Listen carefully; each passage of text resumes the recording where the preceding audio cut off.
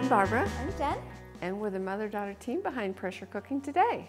Our recipes are designed to work in any brand of electric pressure cookers. So today we're doing our demo in the Instant Pot, but if you have an Ninja Foodie or a Power Quick Pot or Milky, any electric pressure cooker, these recipes will work for you.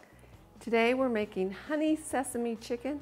It's one of the most popular recipes on our site. A reader asked us to convert this recipe, ages ago? And it's consistently one of our top 10 recipes. It's delicious. It's also the recipe that's on my front of my cookbook. The electric pressure cooker cookbook. It's awesome. It's a beautiful picture. Mom took it. All right, so let's get started. First, we're going to start by sauteing the chicken. So we're going to hit saute, and then we're going to wait for this cooking pot to heat up. By waiting for the pot to heat up, it makes sure that your oil doesn't burn or scorch while you're doing it. So we'll just wait for hit saute, and then you wait for the display to read hot on an Instant Pot. If you don't have an Instant Pot, you can just, fill it with your hand, flick a little bit of water in there, and if it sizzles off immediately, you'll know it's hot and ready to go. So you want to season your diced chicken with a little salt and pepper. You want it bite-sized chicken, not cut too small or it'll overcook. Just not nice. Too large or it won't be cooked quite the way through. I don't know. About an inch cubes. Yeah, it's about an inch. Yeah. Yep. On chicken, I generally just saute on normal. Do you adjust to more for chicken? I don't know where we're at. We're saute more. So to adjust it, you just hit saute, and then that'll push the saute button again, and it's low. Push it again, and that's normal. Yeah. So it has 3 levels. Low is for simmer, medium for sauteing onions and chicken. And then if you want a nice sear, like if you're doing beef or a roast, you want to get good sear, then you want to switch it up to more. Yeah. Okay, so our pot's hot. We're going to add our oil.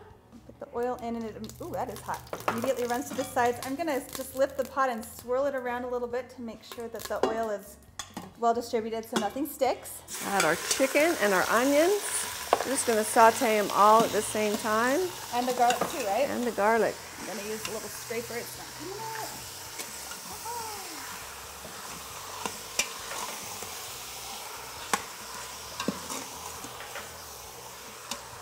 Your goal here is not to cook the chicken all the way through. You just want to start it releasing the liquid, so it helps with softening the onion and coming to pressure. The liquid that the chicken releases is going to be used in helping your pot come to pressure. We only have a half a cup of soy sauce for our liquid.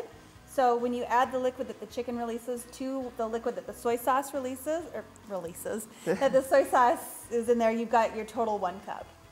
Okay, so the onions are translucent and we're ready to add our other ingredients. You can see the chicken is not all the way cooked through, but that's not the point of this. It's just to get it started. So other ingredients, we've got our soy sauce.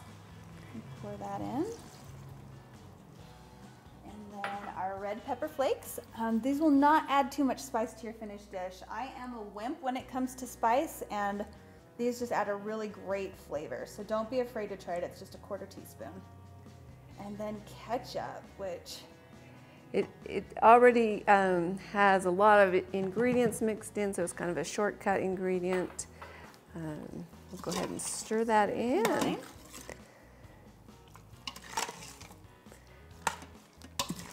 And the remainder of the ingredients we will add after pressure cooking. So again, as always, check to make sure your silicone ring is in place, your gaskets are in place, everything looks good, right, Mom? Double check. Yeah, that's great. Okay. Oh, hey, cancel. Cancel. Okay. Lock the lid in place. It has just a 3-minute cook time. So it's a super quick meal, easy to get on the table for your family. Yep. So just make sure your valve is sealed in the sealed position, and you're good to go. Okay, so we've released the pressure. Valve is dropped, so we're going to unlock the lid. Now we need to thicken up the sauce. Okay, so I think we add the honey first. I think it's the sesame oil and the honey. Okay. So this is the sesame oil. Again, it's just a little bit, but it makes such a difference in your finished dish flavor-wise that, you can find it in the Asian food section of our local supermarket. It's a pretty common ingredient. And then honey. The original recipe called for a cup of honey, but that was too sweet for a lot of our readers, so we cut it down to ½ a cup. But if you really like sweet, sweet, sweet, go ahead and go for that whole cup. It's pretty yummy that way. But it is very sweet. We get the honey. that in. Okay, let's go ahead and turn it on to saute. Yes, saute, and just adjust it to normal. And then to make the cornstarch slurry, you take equal amounts of cold water and cornstarch. You add it together, and you see it's still pretty lumpy at this stage. So you want to stir it together.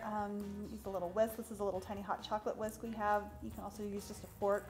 If your cornstarch slurry is lumpy, then your sauce will be lumpy. So it's important that you just take that extra minute to get it nice and smooth.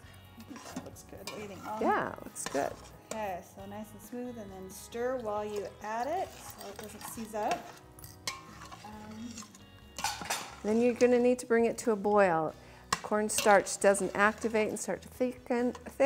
Until it reaches a certain temperature. So, and I love the science of it because it suddenly, like, it goes from this clear watery to like thicker, clear gel. It's really cool.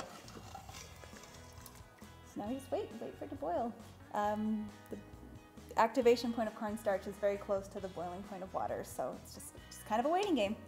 Okay, so that sauce is thickened up. It's beautiful. We're going to add our green onions. That adds a nice bright flavor. If you wanted, you could add in any kind of vegetable Broccoli, here. we often serve this with broccoli. And we often just sprinkle the onions on top because my children don't like onions in their food, even though they can't taste them. All right, you have a plate dished up with Yes. some rice. We'll put this on the plate. Okay, you want to turn the pot off? Yep. Cancel. There we go. Nice stir. This is pretty. I'll let you do it, Mom. All right. And I like to drizzle extra sauce on the rice so it's nice and saucy. All right, there we go. Then maybe add a little sunflower seeds on top. Green onions. Sesame seeds, Mom. Sesame seeds on top. And then a little more green onion just to make it colorful and fun. So this is one of our family's favorites. We really hope you enjoy it.